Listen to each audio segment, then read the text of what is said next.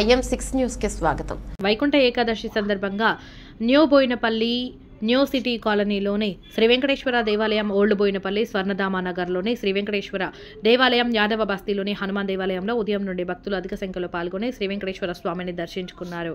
ముక్కోటి ఏకాదశి రోజున ఉత్తర ద్వారం నుండి వెంకటేశ్వర స్వామిని దర్శించుకుంటే జన్మజన్మల పాపాలు తొలగిపోతాయని భక్తులు తెల్లవారుజామున నుండే స్వామివారిని దర్శించుకున్నారు. భక్తులకు ఎలాంటి ఇబ్బందులు కలగకుండా ఆలయాల కమిటీ సభ్యులు ఏర్పాట్లు చేశారు. బోర్డు మాజీ ఉపాధ్యక్షులు Jampana Pratap, Bhanuka Narmada, Mallikarjun, Boinapalli circle inspector Lakshminarayana Reddy, traffic inspector Ravi, market committee మాజీ చైర్మన్లు హారిక, ఆనంద్ బాబు, టిఎన్ శ్రీనివాస్, బీఆర్ఎస్ యువ నాయకుడు టింకు గౌడ్, బీసీ చైతన్య సంఘం అధ్యక్షుడు శ్రీనివాసరావు, అరుణ్ యాదవ్లు స్వామివారిని దర్శించుకున్నారు. ఈ సందర్భంగా ఆలయ కమిటీ చైర్మన్ నారాయణ, ఆలయ ప్రధాన అర్చకులు పవన్ స్వామి, బోర్డు మాజీ ఉపాధ్యక్షులు భానుక నర్మదా, మల్లికార్జున్లు మాట్లాడుతూ వైకుంఠ ఏకాదశి సందర్భంగా శ్రీ వెంకటేశ్వర స్వామిని పూజిస్తే కోరిన కోరికలు నెరవేరుతాయని అన్నారు. భక్తి శ్రద్ధలతో భక్తులు స్వామివారిని దర్శించుకోవాలని సూచించారు. వైకుంఠ ఏకాదశి పురస్కరించుకుని తెల్లవారుజామున నుండి ఆలయాలలో గోవింద నామస్మరణలతో మారుమోగాయి. వెంకటేశ్వర స్వామి ఆలయంలో స్వామివారిని అంగరంగ వైభవంగా అలంకరించారు. ఈ కార్యక్రమంలో new city colony Shri Venkateswara Swamy ఆలయ కమిటీ సభ్యులు జగన్నాథం, నరేష్, లీడర్ బాబు, గోపాల్, రామ్మోహన్, లక్ష్మణ్, యాదయ్య, నర్సింగ్రావు, యాదవ బస్తీ హనుమాన్ దేవాలయ కమిటీ సభ్యులు, స్వర్ణధామనగర్ హనుమాన్ ఆలయ కమిటీ సభ్యులు తదితరులు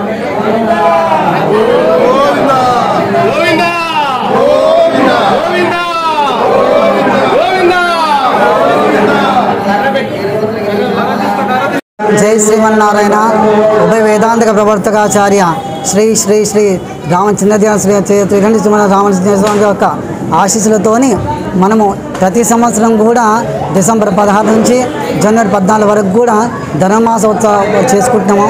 అందులో ప్రతి శుక్రవారం, శనివారం కూడా చాలా విశేషమైన అలంకారం ఉంటుంది. మొదటి వారం చందన అలంకారము, రెండో వారము వెన్నెతోల అలంకారము, మూడో వారము పన్నతోల అలంకారం. అదే ప్రకారంగా ప్రతి సంవత్సరము వైకుంఠ ఏదో విశేషంగా ఒక అలంకారం చేయబడుతుంది. ఈ సంవత్సరం కూడా ప్రత్యేకమైన అలంకారంతో పాటుగా స్వామికి కొంగు బంగారంగా ఎవరెవరి కోరికలు ఎలాంటిదైనా సరే, సంతానం కావచ్చు, వివాహం కావచ్చు, ఆరోగ్యపరంగా కావచ్చు, ఎలాంటి కోరికలైనా సరే వెంకట స్వామి అనుగ్రహంతో చాలా వారి కోరికలు నెరవేరుతున్నాయి. అలాగే ఇంకా ప్రతి సంవత్సరం కూడా భక్తులు చాలా పెరుగుతున్నారు ఊహించడానికంటే.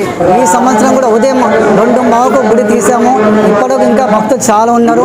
దానికి తగ్గట్టు కూడా మా యొక్క ఆలయ ధర్మకర్తల మండలి కూడా వారికి తీర్థం కావచ్చు, ప్రసాదాలు కావచ్చు, ఎలాంటి ఇబ్బందులు లేకుండా కూడా చాలా దగ్గర నుండి చూసుకుంటున్నారు.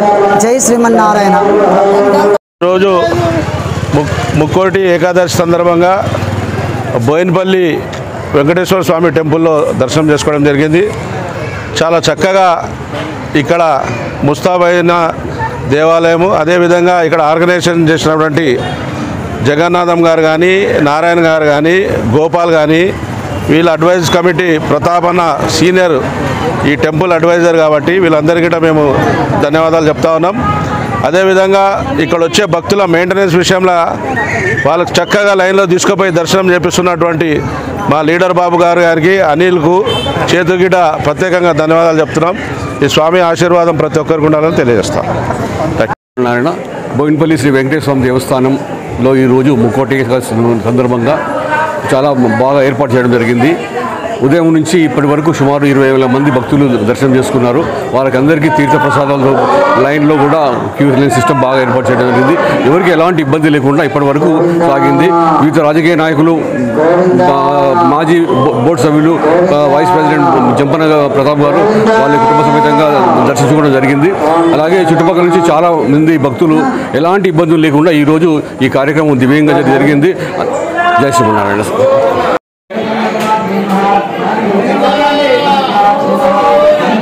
కొంచెం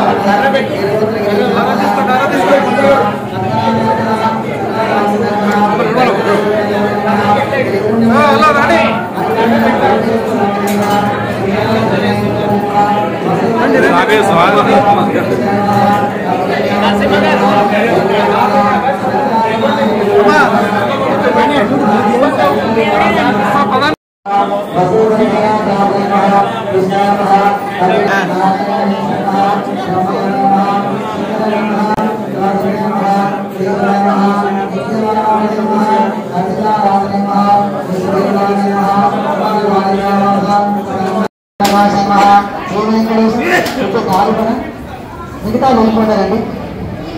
విద్యావధాయ నమః, అనంతనిత్య నమః, నందిన్య నమః, జలనందిన్య నమః, విత్తవకాశ నమః, శ్రీవేంకటేశ నమః, శ్రీశాజ్ఞ నమః, విద్యావధాయ నమః, అనంతనిత్య నమః, నందిన్య నమః.